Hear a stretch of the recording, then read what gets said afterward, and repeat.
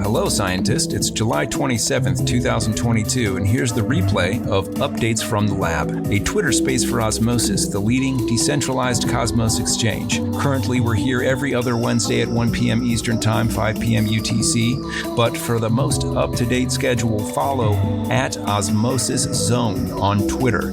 Join us live to ask a question on air, or submit your best question on Twitter by replying to my question request tweet thread before each space. Today's episode features Sunny Agarwal, Federico of the Osmosis Grants Program, me, Kevin Berry, and two grantees, Kado, Payments Infrastructure for Web3, and EcoStake, Climate Positive Validator and maker of the ReStake app. Let's listen. Yeah, I guess as people get back into whatever life activities, I feel like things like this are going to happen. Well, whatever. That's part of just contact. I haven't been on a roller coaster for 2 years, folks. Probably longer. So, cool. Well, it's good to be back. We were off for a couple of weeks, you were in ETH CC in Paris, and a lot going on. Yep. Lots going on.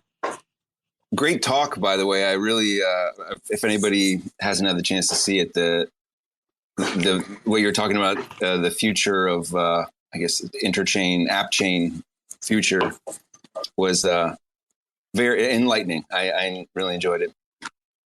Mm-hmm.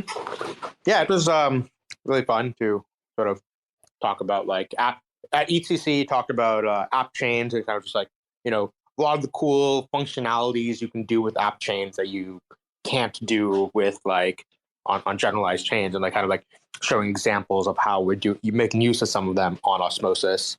And then the next day was the Nebular Summit, where talked a bit about like Osmosis, MEV, and like just how Osmosis approaches different types of MEV. There's like, I think we've talked often a lot of times about like threshold encryption and stuff. So, that's how we like mitigate as much of the bad MEV as possible. A lot like eliminate front running when no one can read at other people's transactions in the mempool. You can't really front run them. But, there exists like other types of MEV other than that as well, right? So you have like, once like something like Mars is on chain, you can have like liquidations, for example, and that's something you want to be able to do. Or the biggest thing is just like is arbitrage, right? So like, prices change on external markets, whether it's on like centralized exchanges or other dexes. And or even just, you want to be like the first to arb those, arb prices back to the, global external price, or even if like on the chain, some of the pools are out of sync and there's like a circular arb that can be done, being the first to sort of arb that. So, there's like these like arbitrage and liquidation kind of stuff is like, not in, at least we would classify this as like not harmful MEV. It's kind of actually good for the protocol. You want your prices to be in sync. You want, you want liquidations to be happening fast. So, to protect the health of the lending protocols.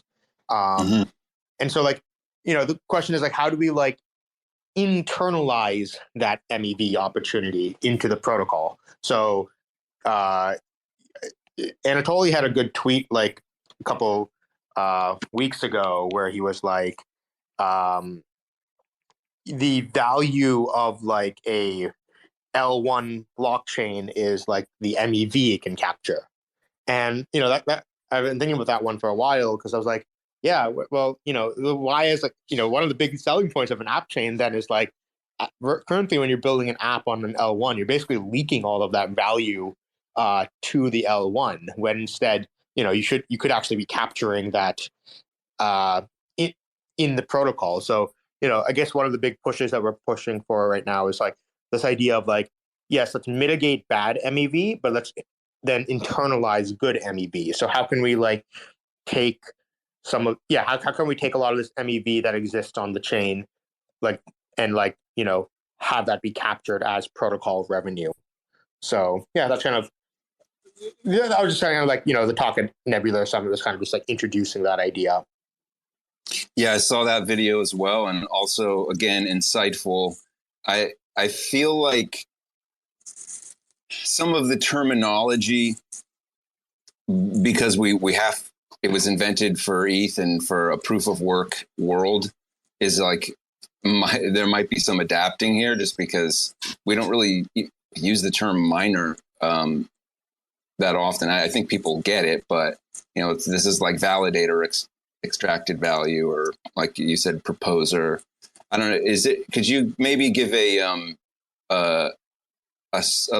bit of a breakdown of what MEV is for people who may not be familiar? Mm-hmm. So MEV is, it stands for minor extractable value, or, I prefer like proposer extractable value.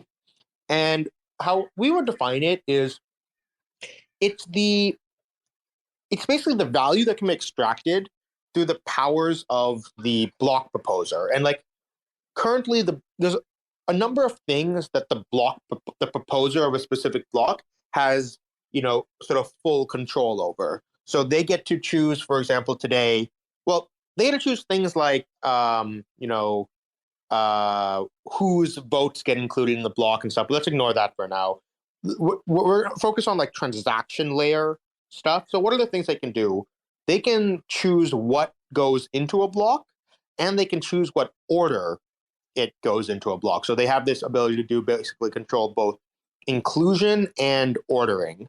And the idea is like by controlling inclusion and ordering, they have like all these like abilities to do certain things. So like, one of them is like sandwich attacks, right? So sandwich is, when you make a trade, someone can make their trade. Let's say you're going to buy like a certain amount of OSMO from the market.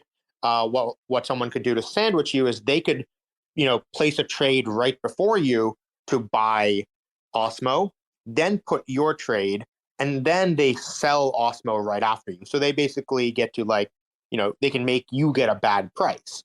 And so this is why we have like slippage bounds and everything on the blockchain. But, these slippage bounds, you have to, someone can get sandwiched up to the slippage bounds. If you set like 1% slippage, then you have the ability to basically be like, there's the MEV opportunity is that like the proposer can like specifically place the transaction in such a way that they can extract that like 1% of your trade value from you. That's a pretty clear visualization that the slippage doesn't just go off into the ether or whatever, into nowhere. It goes into the proposer's pocket. Exactly. So this is like an example of, I would call this an example of bad MEV, like this, like front running and sandwiching. So, this kind of gets solved with things like threshold encryption. So the idea is you want to make sure that everything in the mempool is fully encrypted, so no one can sort of read. If no one can read your transaction, no one knows what. So to do this sort of sandwich attack, someone has to be able to read your transaction and then make the proposer has to read your transaction and then be able to place, their transaction right before yours and right after yours. So this is like a transaction ordering sort of abuse. But if no one can read the transactions, they kind of lose the ability to do that. So we solve a large class of like MEV by doing that. But then there's also like, another example would be like of MEV would be like the liquidation. So liquidations are like, the protocol is like, the price of Osmo is going down, people took it on leverage or something, and you need to be able to liquidate people's CDPs in a lending protocol. And so to do that, someone has to actually trigger the liquidation, and usually there's like a reward given to whoever triggers the liquidation, because you want an incentive for someone to be triggering liquidations. And so there's often a big fight, like battle to be, who's going to be the one to trigger the liquidation. And so the protocol should basically say like, hey, why don't we just like auction off the ability to trigger the liquidation, or auction off the first spot in a block where people can do all this kind of stuff. And it's not really like front running because it's not, you don't really care. You're not trying to read other people's transactions. It's not, even with threshold encryption, this sort of MEV sort of is still exists.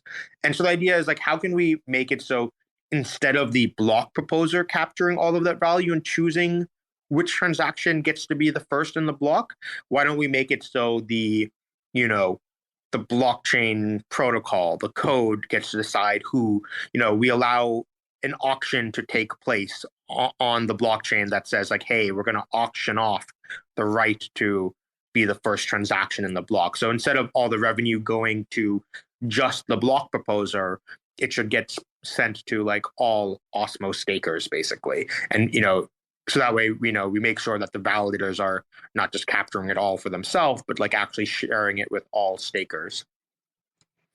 Okay, that makes sense. If you bring it back to the tweet, was it Anatoly, I think you said, who was talking about the how if L1 app chains leak value through these sorts of things, and they could potentially sort of recirculate it or bring it back to stakers. Like that part of it definitely makes sense.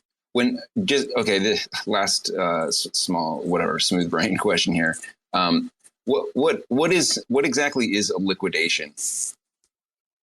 A liquidation is like a lending. When you have a lending protocol, you have to put down collateral, and you have to like, you know, put an excess of collateral. So you have to like put down, you know, a minimum, let's say, of 150% of collateral. And in order to borrow, so let's say you put down $150 worth of Osmo, and then you borrow $100 worth of, you know, USDC. But the problem is that like, if the value of Osmo dips below the $150, you're sort of considered, you know, you've dipped below the minimum collateral ratio, and so someone has to like tell the protocol that, and then what the protocol will do, it'll take your Osmo and it will sell it in order to recover dollars in order to like pay back the debt of the system. Okay, got you. And so this will be a way for the protocol to take over that process rather than a block proposer per se. Yeah, either the protocol. Yeah, so there's a combination. It's of like, you know, some things we might have the protocol do automatically. So one of the things that we have in Cosmos chains that aren't in most chains is this like idea of begin blockers and end blockers, where the protocol, you know, we can run self-executing code at the beginning of every single block, right? And so this is like, you know, so, you know, if it's very cheap to like, you know, see, oh, what are things that need to be liquidated, or see like, hey, what are like arbitrage opportunities, for example, you know, we can actually have that run in the chain by itself.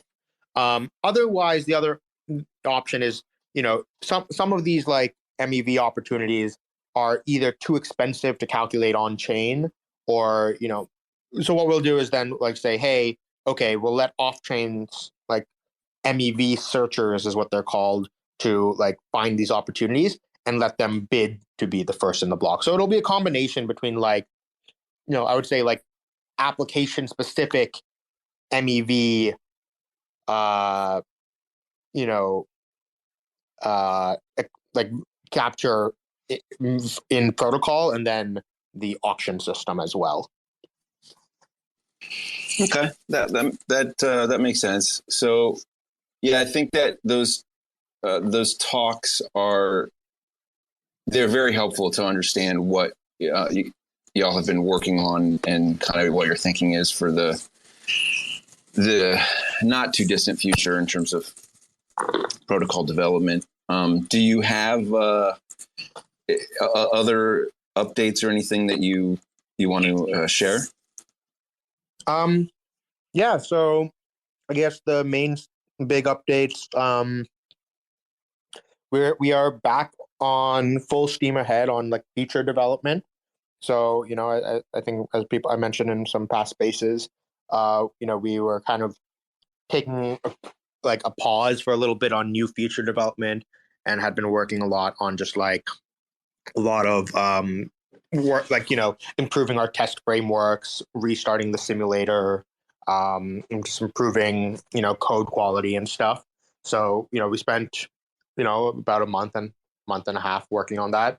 And so, we're back in a place where we're pretty happy with like sort of the state of a lot of the code base right now. So kind of have now restarted a lot of the work on, new features. So the big one that we're working on right now is TWAPs, so time-weighted average price oracles, and that will, be able, so you can basically use the Osmosis pools as price oracles for protocols like Mars and Membrane and all these kinds of things. So that's sort of like one of the big feature developments that we're working on. And then I'm sure, as people may or may not have noticed, but like there've been sort of a series of spam attacks against the Osmosis blockchain recently. So one of them, someone's been spamming transactions, which is like fine. But then also there was a situation where someone created a lot of gauges, trying to make distribution gauges to try to make the epoch like time take a little bit longer. I mean, it didn't really have a big effect on the epoch time, right? Like it went up to like, the epoch time only took like 7 minutes now. But we basically are, want to make sure this doesn't turn into a bigger issue. And so, we're planning on making a governance proposal to do a software upgrade sometime, basically next week, to add a fee for the creating of gauges. So gauges are like the system that like distributes reward. So, if external incentives. So when you like want to distribute, an external incentive, you create this gauge that then distributes it every day to the, LPs of pools. And so just I think we're gonna plan on just charging like, a 50 Osmo fee or something just to create a gauge. That way, if there's a project or something trying to distribute external incentives, they'll be fine paying 50 Osmo to do that. But, just to prevent these sort of spam attacks from happening. So, that's sort of a governance, a software upgrade that I imagine will probably happen next week. It's not, we're just trying to keep this upgrade like as minimal as possible. So, we have a lot of other features that are in our like kind of have been developed, but we're gonna just like keep this upgrade just to fix this issue, and then a lot of these new features that have been developed, we'll add them in a larger upgrade probably at the beginning of August. So just a little bit of timeline on some upcoming chain upgrades. That makes sense. As you're all thinking about kind of how you plan to do upgrades in the future, has it changed, or is it more just that like you're dealing with these things just as they come? Yeah. So like, I mean, on these like bigger upgrades, we're definitely, this is why we're not trying to like be like, hey, oh, look, we're doing an upgrade next week to solve this small thing. Let's like bring in a bunch of other, let's try to, we have all these like finished features. Let's like add them all into this upgrade as well. Because, we definitely want to spend more time on like testing everything out, making sure all these features are running on a test net stably for a while and stuff. So, so, all these like big, so that's kind of, our approach to like doing upgrades, especially for features, it has definitely changed. This and like I said, this upgrade is just meant to be very small, and just all it does is add a fee for creating a new gauge. So it's this upgrade is literally like code, like actual logic wise, it's like a couple lines of change. Yeah, that makes sense. Not trying to lump everything in together every time you have a pressing need. And I guess I'm just calling this out as it seems that what we're seeing is your adjustments to the upgrade process in action. That you're doing the testing. That's why you're not rushing out or speeding through the the developments that we're expecting in, the next month or so. Yeah. Which is great to hear. Yeah. Like, we don't want to be like, hey, okay, let's like, what we want to do is like have a timeline that we like stick to. And that's kind of what happened in the last the Infinite V9 upgrade as well, was like, we had this whole AMM refactor that we had this like timeline we wanted to do, but then we rushed out we wanted to like get an upgrade out faster in order to add some of the like token factory and CosmWasm support. And then it was like, oh, well, let's add, we have this AMM stuff that's sitting there done. Let's add that in as well. But it's like, no, if we're going to do an upgrade that's faster for like whatever reason, like, don't try to shove things into that, right? Like, be like, hey, look, here's this AMM factor. We were planning on releasing it in like, a month or a month and a half because we wanted more testing on it. Don't try to shove it into a release just because there is a release that we can put it into. Like, try to stick to the timelines that like we set out initially. Yeah, I respect that, and to me, it's good to see that thinking in practice, and also helps to understand it as well, because we might have gotten a little bit spoiled with how fast the cycle of upgrades was happening over the past year. I mean, y'all were sprinting a lot, so yeah. Okay, well that's certainly a lot. I definitely saw many people knocking heads together trying to figure out how to solve these the gauge creation spam attacks, and it's good to hear that you are looking for a sort of a globalized solution. So that'll be good. Oh, one other thing I saw, I heard there was a little bit of confusion about on like Commonwealth and a couple of like different discussion threads was about like how, around the permissioned CosmWasm contracts. So we're going to write this up as well, but just to share a little bit here is there. So like some people, there seem to be have been some confusions that like, let's say, for example, once the Apollo safe team like deploys their contracts on chain, like, will people have to make a governance proposal every time they want to create a new multi-sig? And the answer is like, no, that would be insane. So a little how CosmWasm works is it's a little bit different than other smart contract systems like in Ethereum. So where in CosmWasm there's like two steps. There's step one, which is uploading code, and step two, which is instances of a contract and of a specific piece of code. And so what is permissioned right now in Osmosis CosmWasm is the uploading of new code. And then when you upload code, you actually have the option of setting like, who can instantiate. So there's sort of two options. You can do like, hey, anyone can instantiate, or you can say, hey, only this like white list of addresses or can instantiate, or you could do, hey, this can only be a one-time instantiation.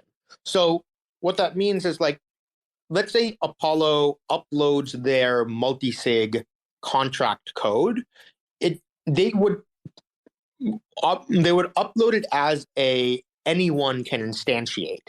So that way, you upload the code one time, but it's permissionless to then create instances of a multi-sig. So you can go spin up more and more multi-sigs as much as you want.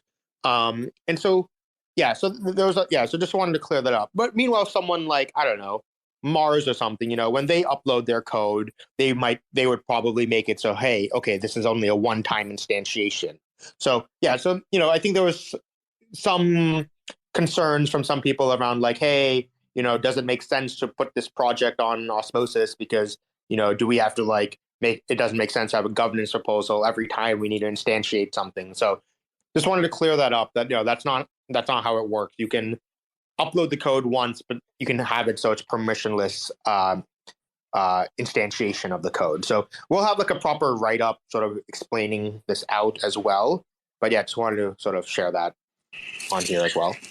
No, that's helpful for sure, and because we haven't really seen the full powers of CosmWasm unfurled. This is relatively new still. That we have that people are looking to the Ion DAO as one instance of it, and then like you said, Apollo, and of course Mars. So that it's imminent. But yeah, I feel like there's going to be some more education and kind of understanding, grappling with how this works. So that'll be helpful. I just saw there was a question that I had that I wanted to run by you about these. So the Osmosis has this thing where I just want to see if this is implemented now as a mechanism or it's coming, where the protocol charges more fees for arbitrage cycle transactions. What is that mechanism called, and what is that? Is it functioning? I don't know. It is live and functioning right now. I don't know what the mechanism is called. I don't know if that's the name. But basically, what we look at is oftentimes people make trade transactions that have this loop where you start off with Osmo, and then you trade into Atom, and then into USDC, and then back into Osmo, and you end up with more Osmo than you started because there was this arbitrage opportunity. So we can basically look in our chain and look at the transaction and say, hey, you're doing a trade where the token you end up with is the same as the token you started with. There's no reason to do that unless you're doing an arbitrage loop. So we can detect that and say, hey, let's charge a higher fee for that. So that's sort of what we do right now. And it's honestly not a perfect system, to be honest. It's actually pretty easy to bypass that if you wanted to, but it's a way of it solves it for our purposes right now, at least. Right, and I guess that's sort of a current solution for until the other types of I guess when you're talking about the good and bad MEV are more kind of integrated into the protocol, where you can have the DEX itself doing some arbitrage, or as you talk to the Nebular Summit. If people haven't seen that, we'll post links, the talks from the Nebular Summit and EthCC. I think they're definitely worth watching.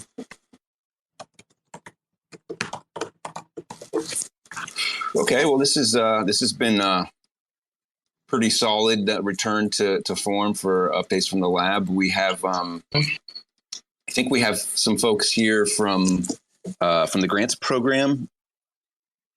I'm just taking a look. Is this a good time to bring on the grants folks? Yeah.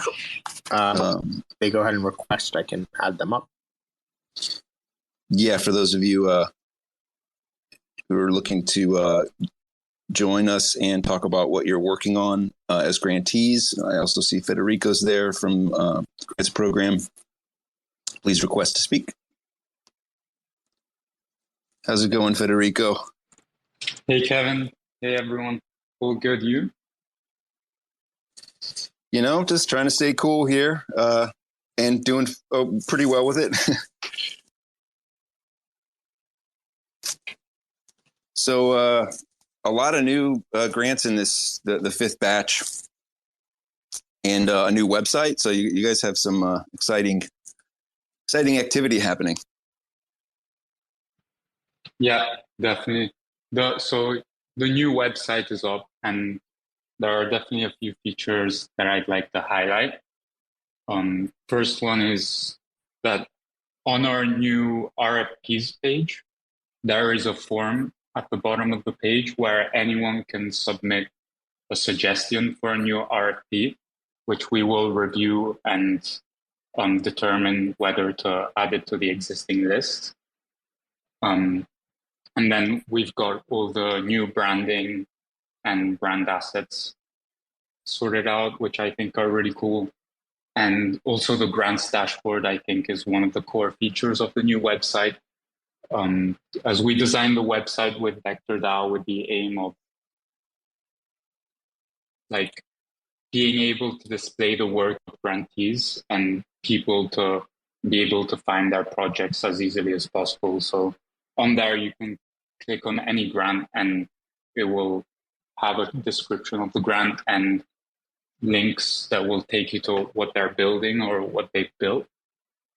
And then, also worth highlighting our new dashboard on dwork, where we've invited all grantees to be able to maintain their own space on there, where they can add projects and maintain them as they go between the ones that they still need to complete, what they're working on right now, what has been completed already as well.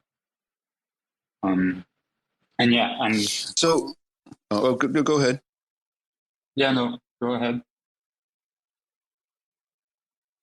I was just you said the new dashboard on, did you say VWork? I was just trying to find where that is. That dashboard on the website itself?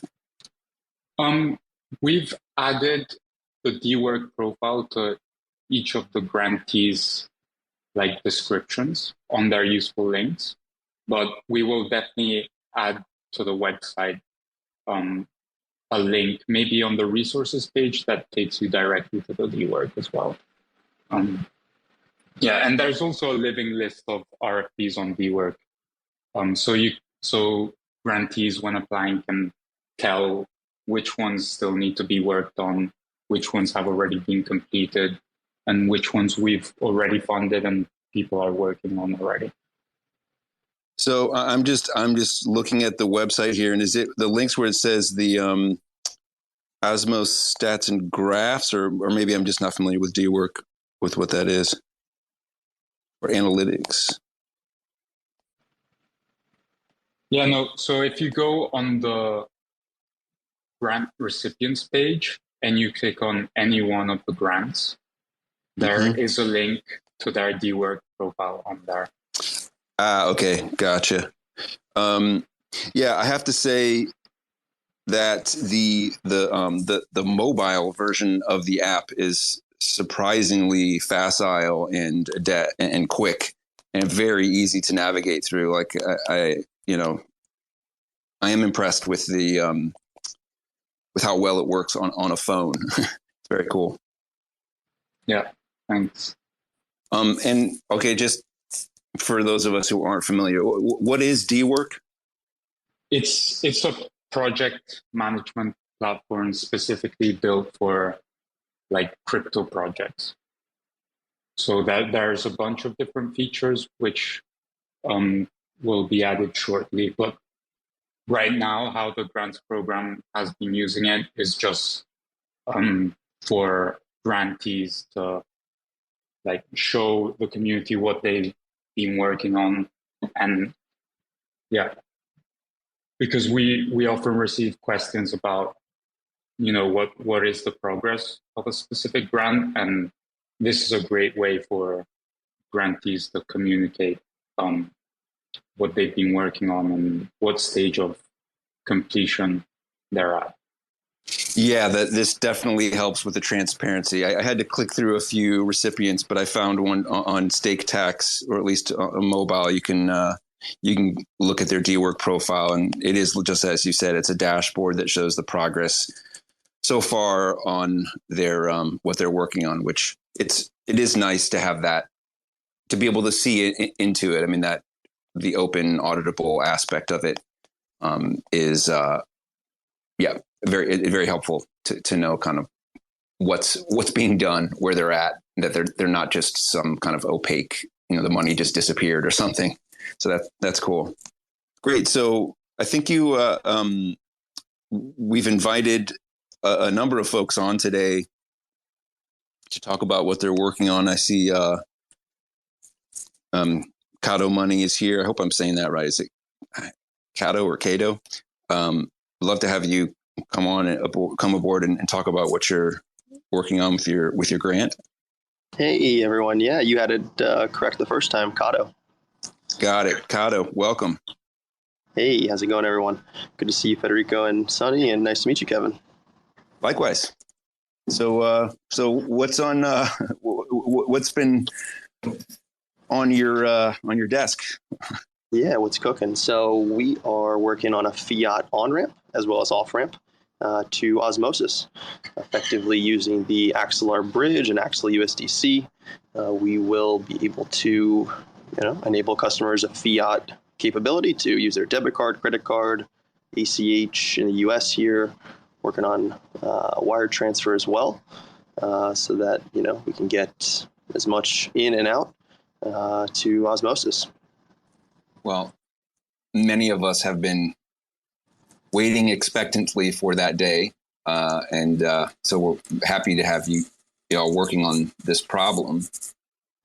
Yeah, we're super excited about it. Maybe it might be helpful to give some context too. We've been talking with Sunny now for almost 3 months, probably well before the Terra crash. For those that didn't know, we were one of the first on-ramps to Terra, the first to get native UST on-ramp live. And a couple of folks in Osmosis ecosystem actually were using the UST on-ramp directly bridging into Osmosis. And yeah, we wanted to make it a little more concrete and finite and solidify that on-ramp experience. And obviously Terra and UST went how it did and went down, right? But now looking at Axelar and Axel USDC and even Osmo, the token itself directly soon enough. Yeah, that is helpful to know. I'm curious. I guess what have been maybe some of the big challenges, or one of the main challenge that you've had integrating with Osmosis, or anything that you can say to sort of illuminate what you've been working on. Absolutely. So the Axelar bridge has a bit of a fee associated with it for Ethereum, and for Ethereum USDC, that is, there's about a $20 fee per transaction. We wanted to really eliminate that before even launching. We wanted to work around that problem. And what we've done in a pretty short term here is actually get the routing to work through Avalanche. And that takes that fee all the way down from $20 to about $1.50 per transaction. So, that being a huge, crucial point for the user experience, and one that we wanted to make sure was possible before launching. So, that being said, we're actually pretty close here to having these features live, and we're just in some last audits and some last internal testing. And anybody that wants to get access sooner than later, can sign up for our beta right on our website. That's exciting. Website is that's listed on your Twitter profile.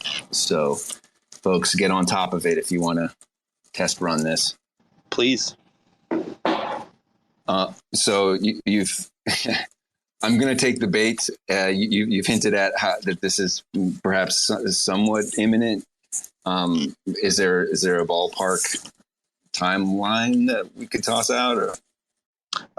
Yeah, we really want to make sure that this experience is top notch. We are really trying to work into a new era of on ramps, fiat ramps.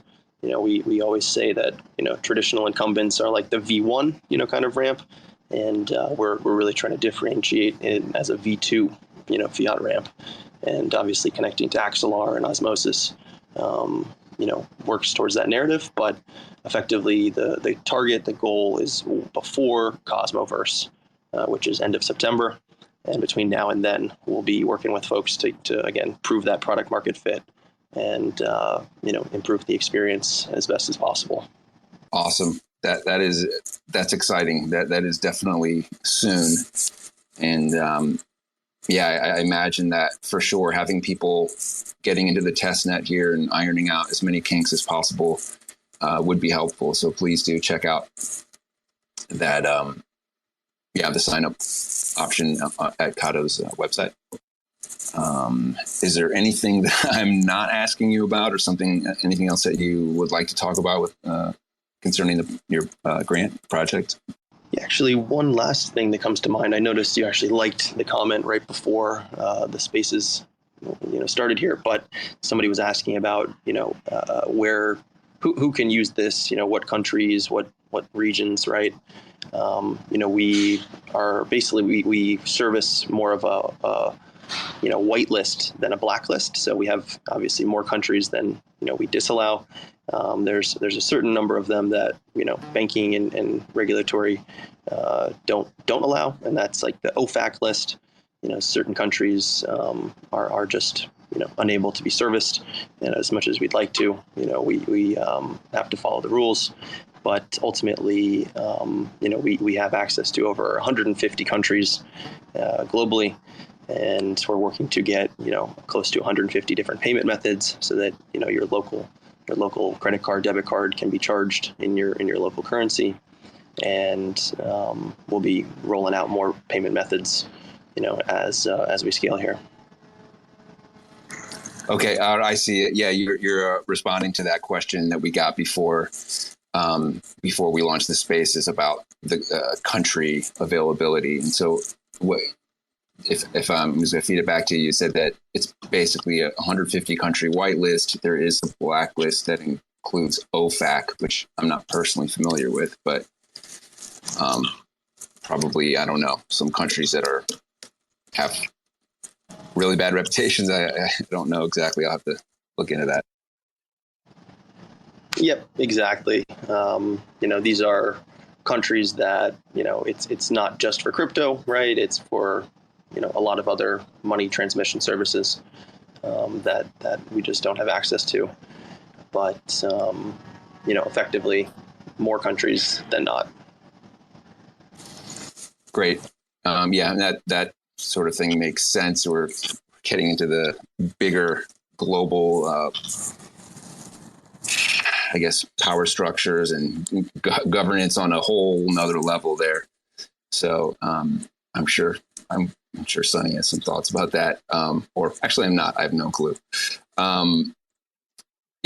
But this is exciting. I think it was you from Kado that was talking about how you've been working with Visa or some other partners.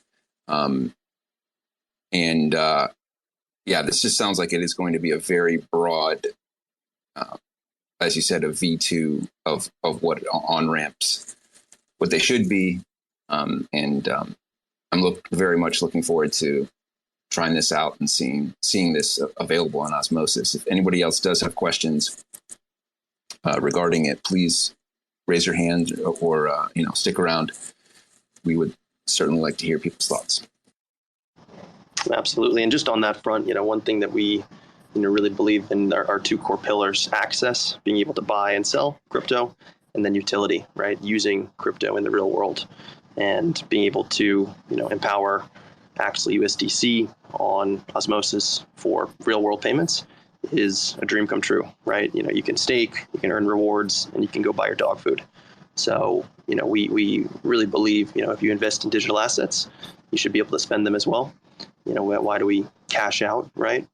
So ultimately, between access and utility, there's a lot to unfold still. Yeah, absolutely. And Sonny often talks about how we dog food protocols, but it's also sometimes good to just get dog food. Exactly. Sometimes your dog will thank you for that one more than the other. Absolutely. I don't even have a dog, but I can guarantee he would not care about tooling. All right. Well, this has been great. Good. I mean, insightful, and I look forward to any news of developments leading up to Cosmoverse. And thanks for coming on today. Thanks for having us, and appreciate working with Federico, Sonny, all these guys. Looking forward to the future.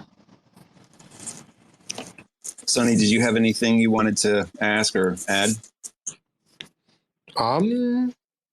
No, I mean, just excited to see it coming live and excited to use it as well. Yeah, it's not that long of a time in coming. I mean, you guys have been moving pretty quickly, but it's definitely this is a big step. Sweet. So I see we have EcoStake is also here. If you would like to hop aboard, would love to talk to you as well. Hey, thank you very much for having me.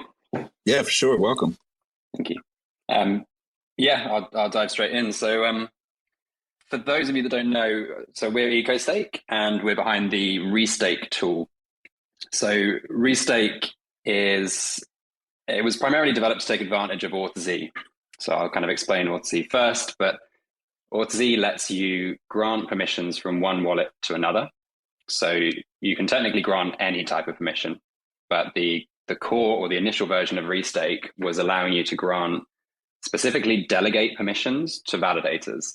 So it let you grant permission to them to delegate on your behalf, specifically to their own validator.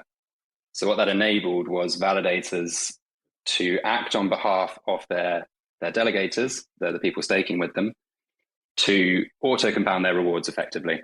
And we do that just through a single delegate grant, and take advantage of the fact that when you delegate, you also claim your rewards in the same transaction. So we built ReStake out probably about 6 months ago. And the very, very first version was literally just the auto-compounding features and providing the tooling that validators needed as well to carry out this auto-compounding on behalf of their delegators. And it provided a UI for users to go in, see all the validators that supported this, carry out basic wallet functions, and importantly, delegate this or grant this delegate permission to those validators that they wanted to. So that's really worked well. We've got a lot of validators on board across lots of different chains. And another focus that ReStake has was providing this across as many Cosmos chains as possible, and generally sort of providing an interchain experience, or making the interchain experience as easy as possible for people, making it easy to jump between different networks, delegate, manage your delegation, and so on. So the second version that we kind of put out very recently was to expand that feature set quite a lot more, provide a lot more interchain features in general, so particularly governance voting. You can now go in there and you can see all the different proposals and you can vote on those. Quite quickly, we wanted to add more authz features because it's far bigger than just auto compounding. You know, there's a huge amount that you can do with authz, and there's not much tooling out there at the moment that lets you do that. So quite recently, we've added full grant management. So you can go into ReStake and you can grant permissions to any wallet.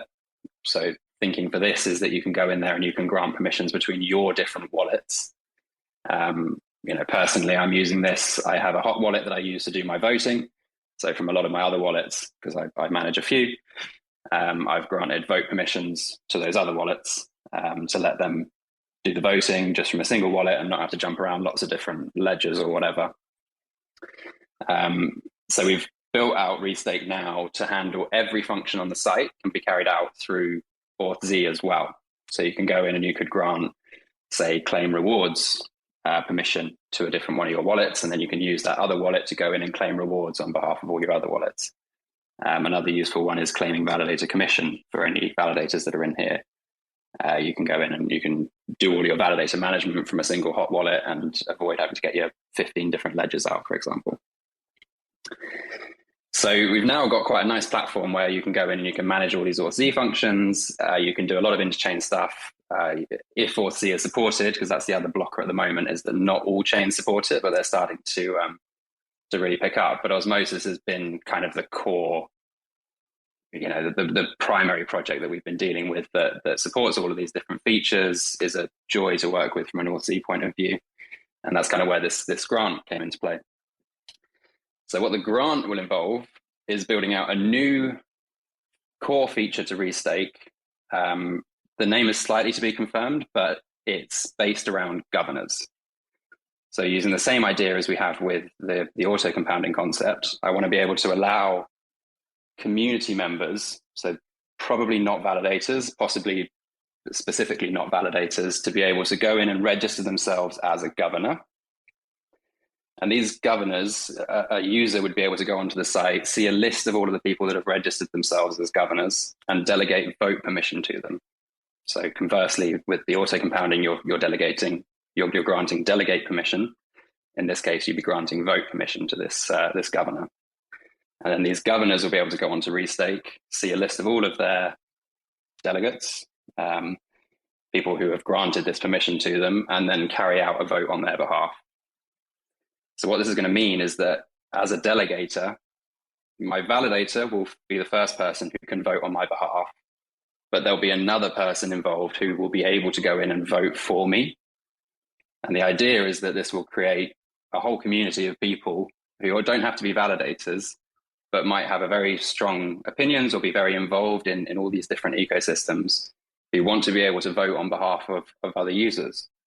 And from a user's point of view, while you might trust your validator to vote on certain things, validators, we make our best effort to be able to vote on behalf of our delegators and how our delegators want us to be voting. But there's been a lot of things recently where the vote isn't so technical, or the proposal isn't such a technical thing, but it's more of a community thing, and how should we be going about doing things. And I don't think validators are necessarily always the right people to be doing that. So the idea behind governors is to create a whole new class of users that can be voting on behalf of other people and can create like a community around this, and carry it all out from within ReStake. And the important thing with ReStake is none of this is ReStake specific. This is all just using grants. It's all just based around authz grants. These grants can be created anywhere. And technically the validators or the governors could do all of this automated voting on behalf of other users from any platform. So other wallets can integrate this same concept anywhere they like. That's the core of it. It's a very hard thing to describe, especially if people aren't so familiar with authz. So if anyone has any questions or anything like that, super happy to answer them.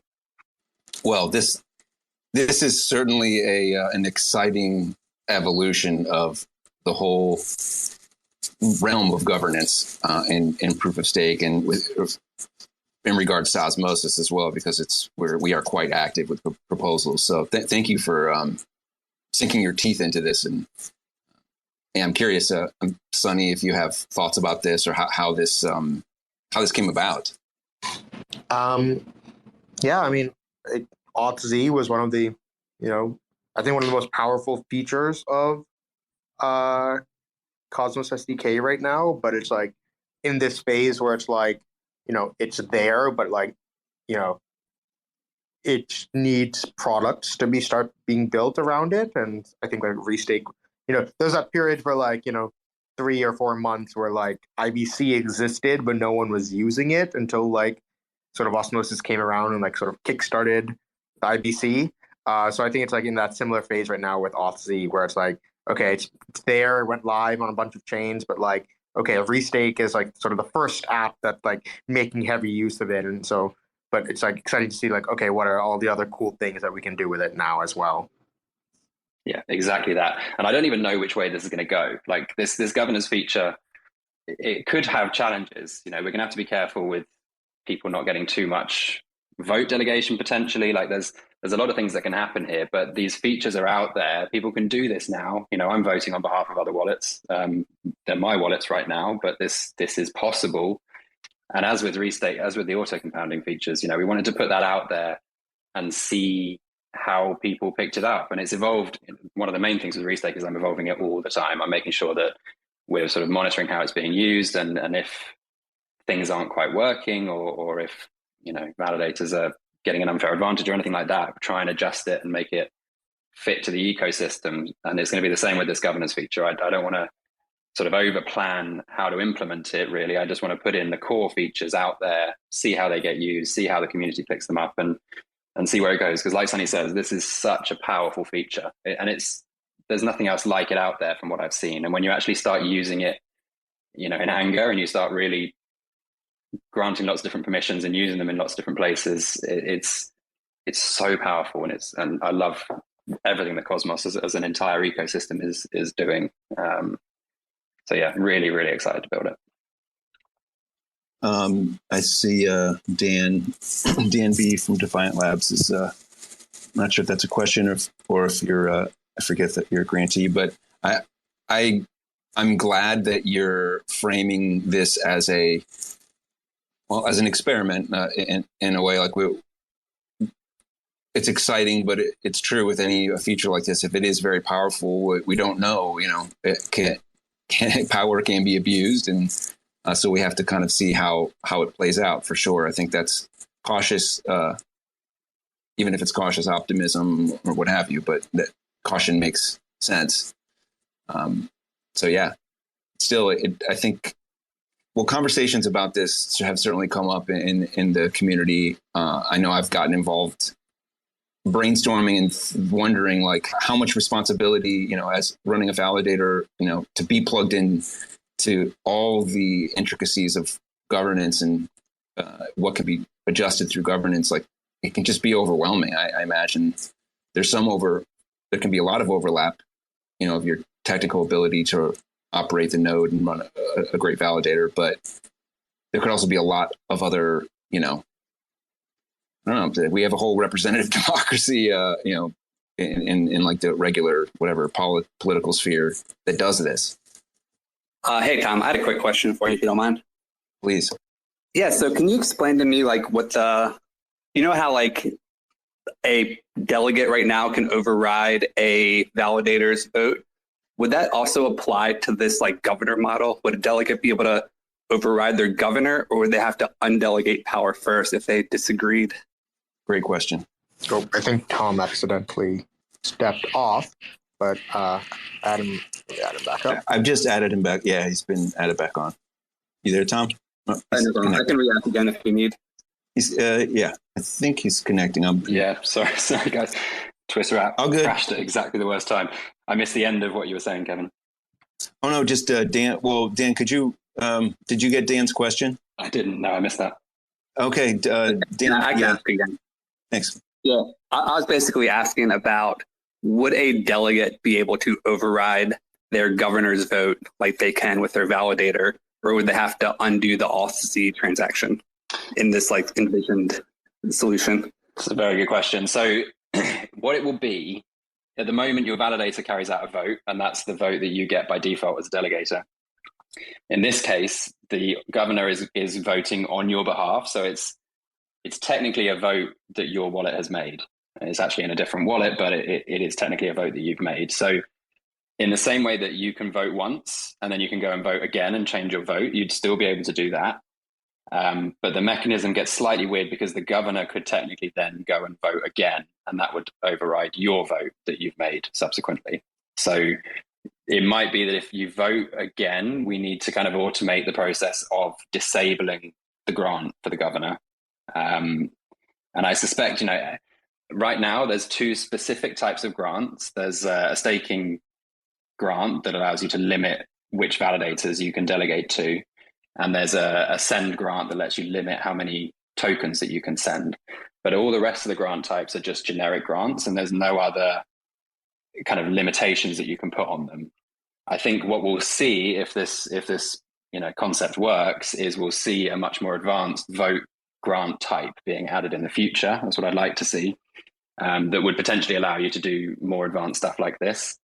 But for the very first version, you can either just go vote for yourself and hope that overrides the governor and they don't vote again, or you'd be able to disable the grant to the governor for a period of time and then re-enable it again after the vote if you really wanted to make sure that you were overriding it. So the short answer is yes, you can override it, but there are intricacies there that we might need to play with. Got it. Thanks for explaining that. Well, I feel like this is definitely a whole another can of worms. I mean, to see how this plays out and, how people, I guess, rally around this feature and who wants to, take on the role of a governor. I feel like we might have to come back, definitely have you all back and revisit this topic as it becomes a living feature. Yeah, I'd love that. And I think there's going to be plenty of conversations that come up about how we as an ecosystem want this to evolve. And yeah, if anyone's interested, if anyone's interested in playing around more with authz in general, go check out the ReStake site and have a look at some of the grant features that are there. And B, if anyone's interested in potentially being a governor, or has a better name for it than governors, I haven't quite decided on that yet. But yeah, any ideas, any thoughts or whatever, just drop me a message and reach out anywhere. I'm on Twitter and Discord and things like that. I feel like if we spell governor GUV, then it might take some of the formality out of it. Very British. I like that. Awesome. Thanks, Yeah, everyone.